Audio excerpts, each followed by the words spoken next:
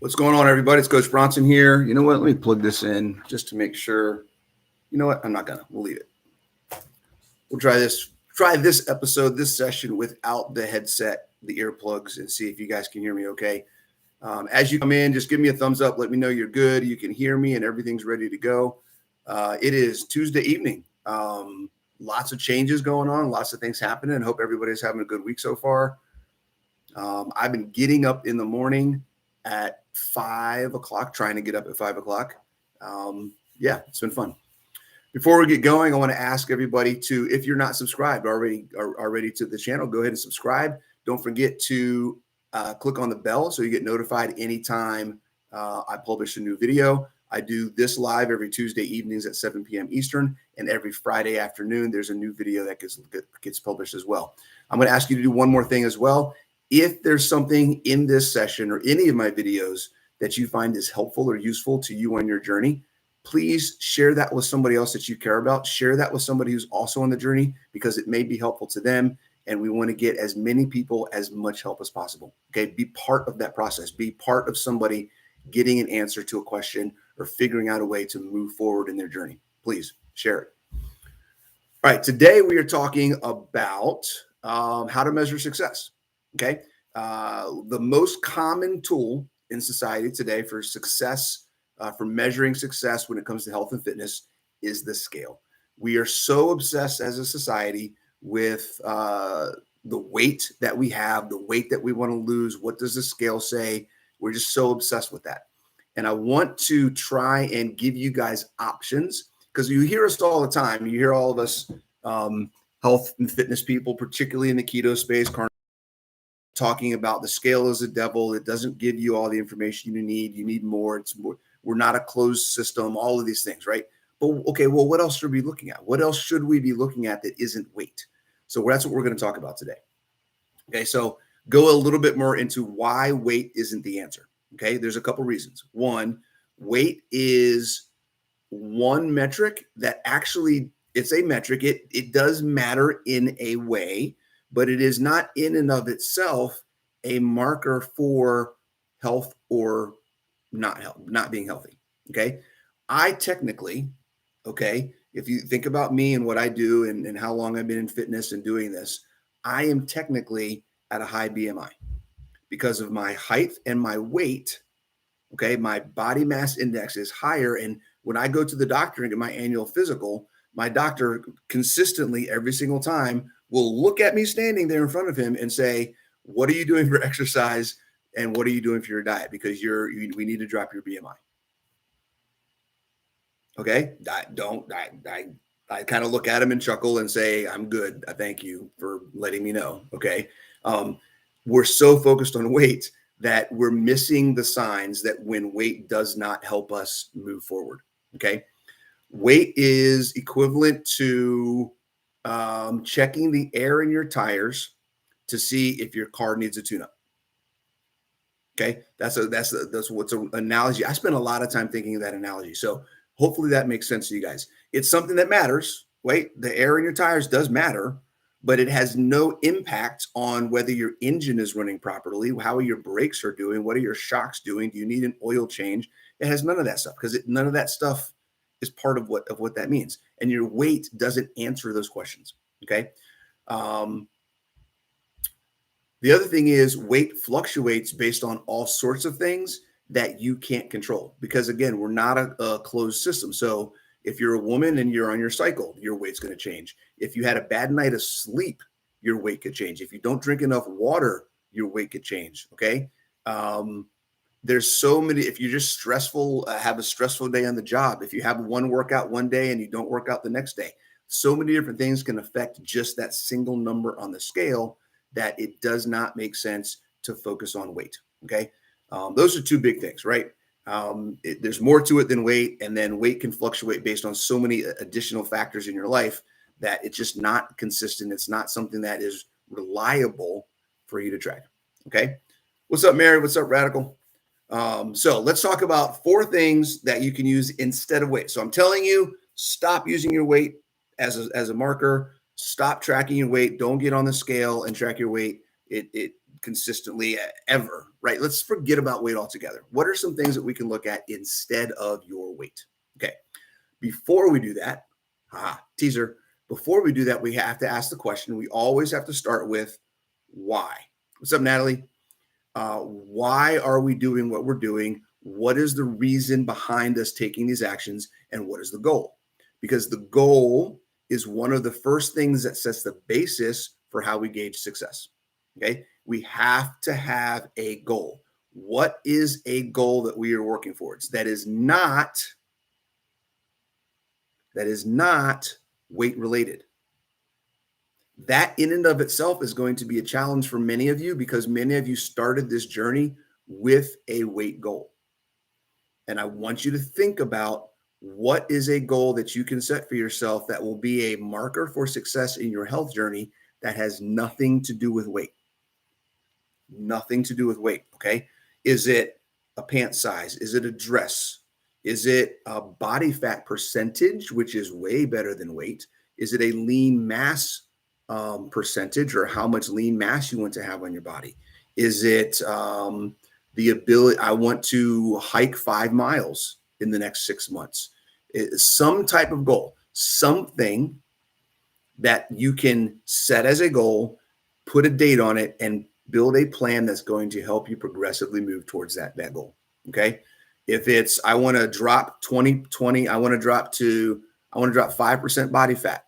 Okay. What do I need to do to drop 1% every month? Now you have a 5-month goal, right? Has nothing to do with your weight. You don't care what you weigh. You want to drop your body fat percentage. Okay. Here's another goal. I want to gain 5 pounds of muscle. Okay, let's see. How do I gain 1 pound of muscle every month? Now I have a 5-month goal. Has nothing to do with your weight. It has to do with how you build muscle, because we know building muscle helps with all the other metabolic functions, helps with burning fat, helps with improving your quality of life and things like that. Okay, we're not looking at the scale. We're looking at how much muscle do I have. Okay, maybe it's, I want to be able to walk 5 miles or hike 5 miles at such and such a park in the next 5 months. Okay. I want to, month 1, let's do a mile. Let's make it so that a mile is easy. Month number 2, let's make it so that 2 miles is easy. Month number 3, let's make it so that 3 miles is easy, right? You can set goals. When you set goals and you put a time on it, then you can create a plan that will help you build to reach that goal. Okay. So the first thing on the list is, before we even get to the 4 things, is set a goal that is not weight related. Okay. Make it quality of life relevant, make it health relevant. I want to drop my triglycerides by 20 points in the next 5 months. That's a fantastic goal that has nothing to do with your weight, right? We know we can go to ownyourlabs.com. We can get very inexpensive blood tests. You could get a blood test once a month for probably $60, right?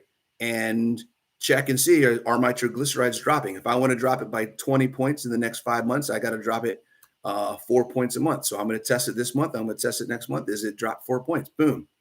I'm on track to reach my goal. See how that works? Time sensitive or time bound, relevant to health, not weight. Okay. And then something that you can actually measure and track as you go along the way. Okay. Mary says her goal is to master the 7 essential movements and become stronger. That is a great goal. You got 7 movements to master. That's a movement a day. That's a movement a week. However you want to break that up, you can practice those things. You can practice all the movements every day until you feel like you're really good at them. The 7 essential movements are a fantastic way to get started on improving quality of life. I love that, Mary. That's awesome. Okay, so now we've all taken the time, right? I'm assuming that in the last 10 seconds, you've all spent some time of introspection, and you've written down a goal or 2 goals or 3 goals, and you now have a goal that is in your mind, okay, written down on paper, that is not weight related. Okay, what you're going to do, number 1 step on measurements of success is, how close are you to that goal? What are the benchmarks? Are you on plan towards that goal, right? We just used examples. If I want to drop my my triglycerides by 20 points in the next 5 months. Is it month one? And did I drop 4 points or not? Is it month two? Am I at to 8 points? Am I doing 4 points a month? If I'm at month two and I only dropped 2 more points off the 4, and now I'm at 6, I'm not as far into my goal as I want to be. That tells me that I need to do something to change and get that number where it needs to be. That means something happened in that period that I went off plan, something changed, something affected my life. There was some aspect of the work that I was doing did not move me forward. So then I need to make a change. So the measurement of success is, do you have benchmarks along the way, and are you hitting them? Okay, that's number one. Are you hitting the benchmarks or the milestones that you set along your path? Okay. Again, if you don't have a goal, if you don't have those benchmarks or milestones, then you're never going to know. Okay. This is why I say in many cases, for some people, for more people than not, it helps to begin the process with tracking what you're working on, the way you're eating, what you're eating, and the workouts and the exercise that you're doing. Tracking helps you make sure that you're keeping these benchmarks. You don't need to track. You don't need to track, and I don't think you should track for the rest of your life. But there are times in your journey where tracking is vital to helping you understand where you are and if you're meeting your goals. Okay. So that's number one. Are you hitting the benchmarks? Are you making the progress in the check boxes along the way towards the goal that you set? Assuming that you set one. If you didn't, that's step number one. That's the real step number one. Okay.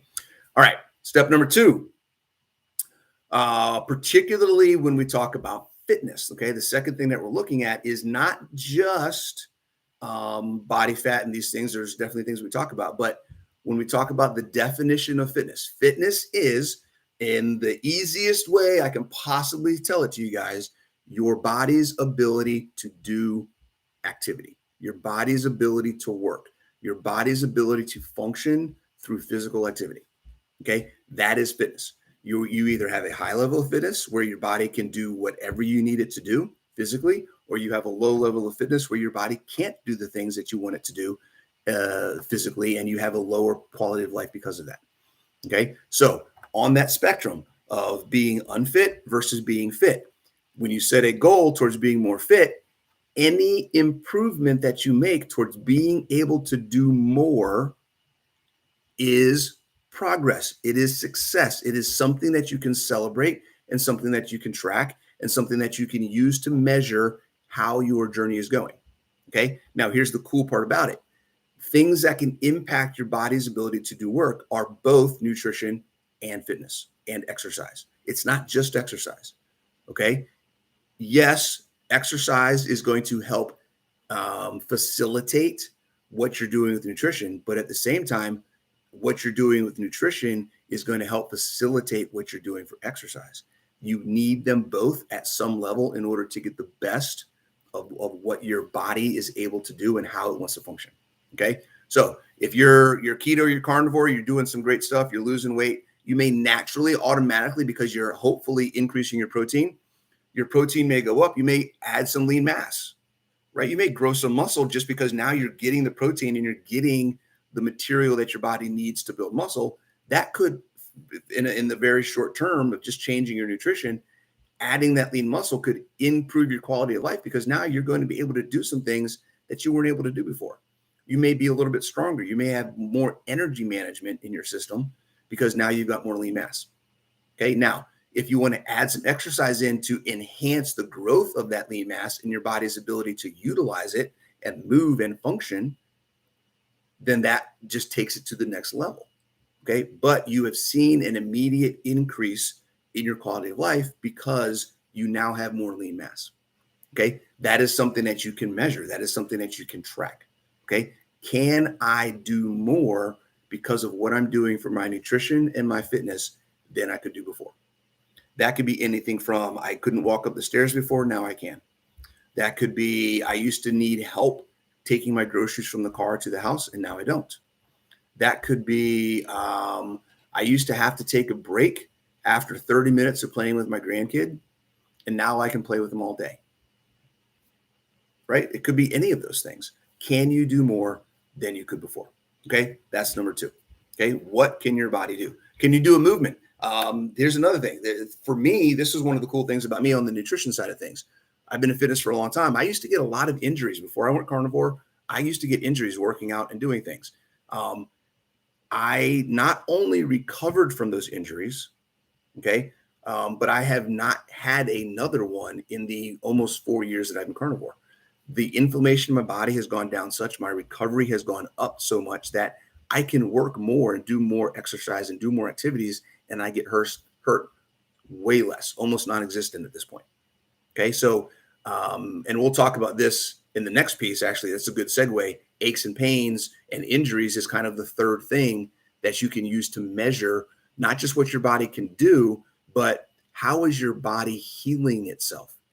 Are there things in your life that you used to deal with that you don't deal with anymore or that are going away? And this isn't just aches and pains. I got aches and pains in my notes, but it's health issues as well. Eczema, psoriasis, arthritis, IBS, Crohn's. There's a ton of inflammatory chronic diseases. There's a ton of injury type issues, bad knees, bad back, bad shoulders, carpal tunnel, all sorts of these things that are a result of bad diet, the lack of activity, and all sorts of other external things that we put into our lives that when we change our nutrition, we change our fitness activities, they go away. But we often don't think about them. We don't think about the fact that, hey, you know what? I get up in the morning and I don't have to spend 5 minutes stretching before I can stand up and get dressed. That used to be me. I used to have to sit in bed and kind of move around and work my knees, work my hips, work my shoulders, crack my neck a couple times, twist and do all those things, use my arms to get up off the bed. Okay. None of that stuff anymore. I just hop out of bed when I'm awake. Sometimes I kind of roll out of bed, but you know how that is. But yeah, so the things that we deal with that we may not always necessarily know, here's the most common thing. I see it all the time. People spend a lot of time as a coach. I hear a lot of people complain about things that are happening in their lives every day. This is bothering me. That's bothering me. This is bothering me. This is annoying. I hate when that happens. Blah, blah, blah, blah, blah.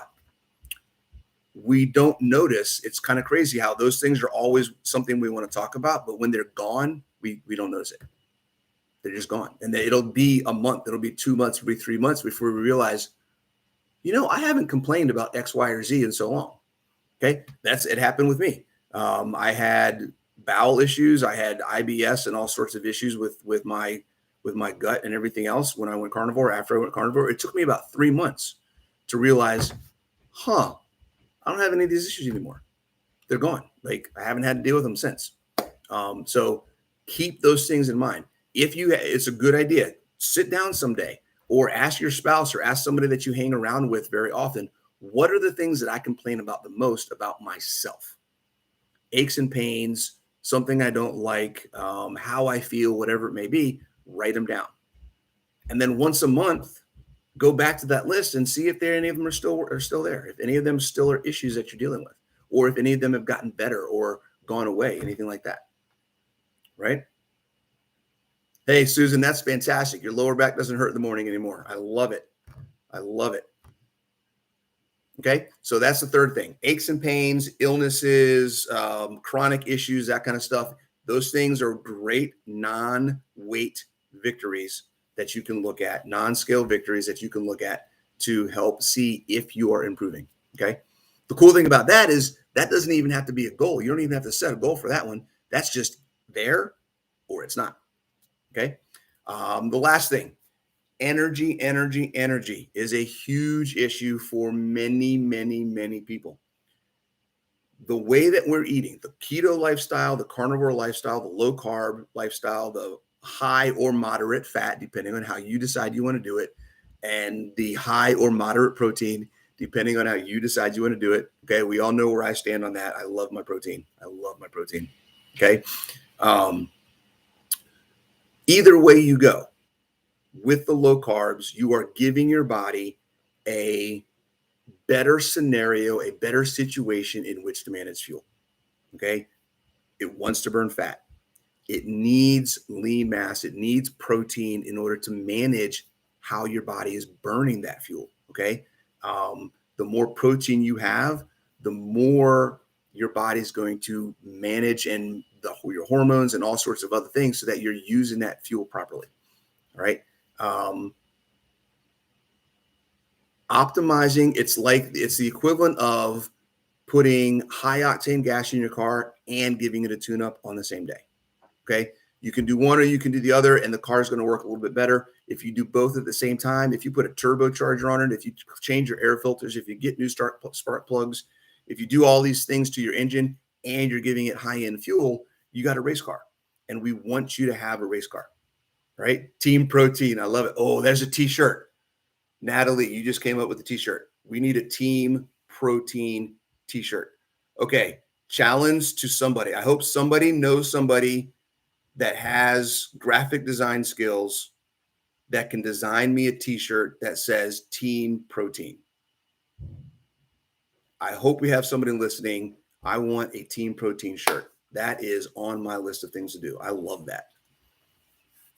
Don't let me forget that, Natalie. That's fantastic. Okay, so the energy that you have, there's two ways to track your energy. One is throughout the day. Do I have the same level of energy when I start? Do I have the same to start the day? Do I maintain that level of energy throughout the whole day to when I go to bed? Okay. The list is long of things fixed with keto and fitness. Yes. You can't fix your sharp tongue, Mary.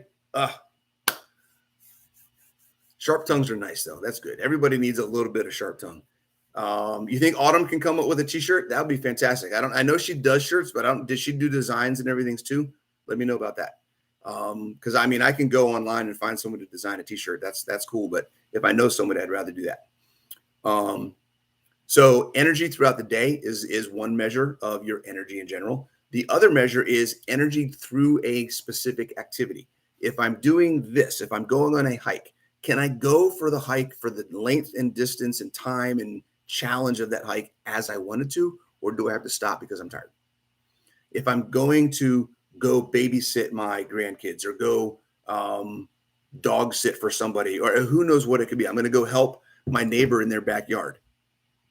Okay, whatever it may be, do I have the energy to do that activity throughout the required time that activity is taking?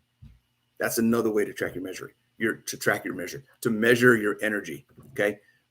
So just something to think about again, not necessarily a goal that you need to set. Just keep an eye, be aware, be mindful of how your energy is through the day and how that is changing. Okay. Those are four things, guys. It could be a steak, Radical. It could be a steak, a pig. I don't know. I like the idea of Team Protein. I feel like maybe a steak with muscles coming out of it, like with arms with muscles coming out of it. I don't know, something. I'm all in on whatever. Maybe we could do a giveaway or challenge or something. Like we can take submissions and whoever wins votes. Like we'll put them all out we'll put them in my Facebook group, and whichever design wins, I'll come up with some kind of giveaway for that person. Right. I've got some Keto Chow stuff we can give away. I've got some books we can give away. We could do some fitness things. We could do a giveaway for whoever's design wins the Team Protein shirt. I like this. Okay. That's it, guys. The 4 things. Okay. It's really 5 because you got to start with a goal. Start with a goal. Make milestones and check marks along the path towards that goal. That's the first way you know how you're progressing and what your success level is. The second thing is, what can your body do? Can you do more today than you could before? Okay. Third thing, do you have aches and pains, chronic issues that are gone, that are going away? I hope so, because if things are working, then they will go away. Okay. And then the last thing we're going to look at is your energy. How is your energy throughout the day? How is your energy through any specific activity? Okay. Those are the things to take a look at. Does anybody have any other questions? Before I hop off here, I'll just open it up for any questions. and then we will drop this off, and you guys can continue commenting in the comment thread on the channel. I'll just remind you guys, please, if you haven't subscribed, subscribe, share my videos, please. I want to get this stuff out there. And if you feel like there's anything that I've ever said on any of my videos, any single one of them, please share it so that it can potentially help somebody else that you care about who's also on this journey. All right. All right, guys, I appreciate it. Natalie, you win the star for the day for coming up with Teen Protein idea. And I'll talk to you guys next week. See you.